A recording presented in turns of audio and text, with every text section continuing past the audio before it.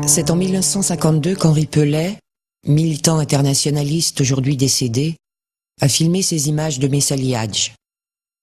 Une fois encore, en l'exilant à Niort, l'impérialisme français a voulu l'éloigner de son pays, de son peuple et de son parti. On pourrait mot pour mot appliquer aux dirigeants nationalistes ce que disait, en parlant d'Auguste Blanqui, un de ses camarades de captivité.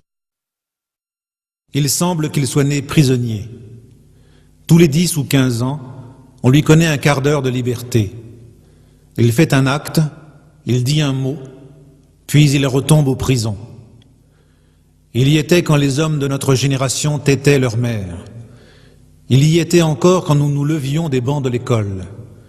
Et nous l'y retrouvons quand nous sommes déjà aux 3/4 de notre vie.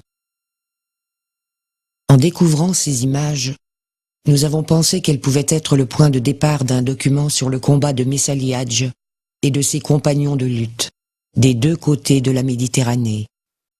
Messali, j'ai pas peur des mots. Je considère qu'il a été un génie. Dans tout le mouvement national jusqu'au 1er novembre 1954, il a été le seul, je dis bien le seul, homme politique à avoir revendiqué l'indépendance totale de l'Algérie. Et que malgré toutes les années de prison qu'il a subies, et malgré les pires humiliations, et malgré les menaces, et malgré les intimidations, et malgré les offres du colonialisme, il n'a jamais plié. Messali est un autodidacte. Il n'a pas fait d'études. Du fait de la situation des enfants de l'Algérie dans les années antérieures à la Première Guerre mondiale et bien évidemment postérieures, il n'a pas fait d'études. Et c'est quand il va arriver en France qu'il va suivre des cours en auditeur libre dans diverses facultés, etc., parce qu'il veut comprendre. Le 15 octobre 1923, Messali s'installe ici, au 6 de la rue du Repos dans le 20e arrondissement de Paris.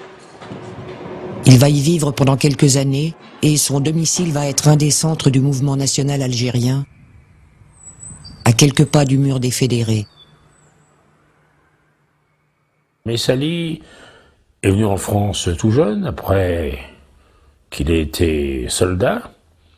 Et je me souviens ce qu'il me disait, vous savez, camarade Lambert, ce que ça représente pour un jeune, était né à Tlemcen, d'être sur le trottoir et marcher avec son vieux père. Et à ce moment-là, les colons, quand ils passaient, il fallait aller sur la chaussée. Ça pose des drôles de problèmes. Jamais été anti-français. Jamais d'ailleurs, je suis marié avec une Française. Ne prenez pas là, cela dit, c'est intolérable, des choses pareilles.